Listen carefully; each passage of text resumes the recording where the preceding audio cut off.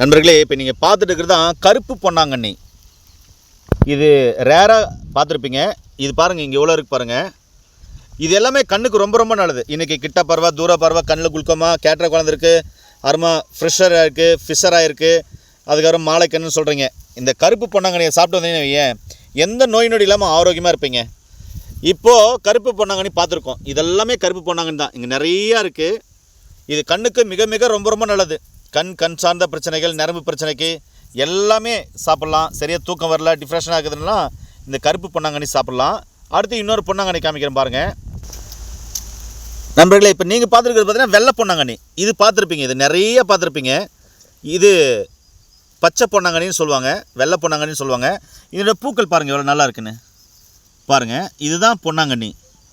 இந்த பொன்னாங்கண்ணி நிறைய பார்த்துருப்பீங்க. இதுவும் பார்த்திங்கன்னா கண்ணுக்கு ரொம்ப ரொம்ப நல்லது. கண் சார்ந்த பிரச்சனைக்கு நல்லது. இங்கே பாருங்கள் நிறைய இருக்குது. இதெல்லாமே பொன்னாங்கண்ணி இனத்தை சேர்ந்தது தான். இங்கே பார்த்திங்கன்னா ஒரு வெள்ளை கரிசலாங்கண்ணி. இது கல்லீரலுக்கு ரொம்ப ரொம்ப நல்லது, சளிக்கிற நல்லது. அதே மாதிரி சிறுகுடல், பெருங்குடல், புண்ணுக்கு, உள்ளுக்கிற உள்ளுறுப்புகளுக்கு ரத்தம் க்ளீன் ஆகிறதுக்கு இந்த வெள்ளை கரிசலாங்கண்ணி நல்லது. இப்போ பார்த்திங்கனாக்கா பச்சை பொன்னாங்கண்ணி அப்படின்னு சொல்கிற இந்த கீரையை காமிச்சிருக்கேன் பாருங்கள், பொன்னாங்கண்ணி கீரை.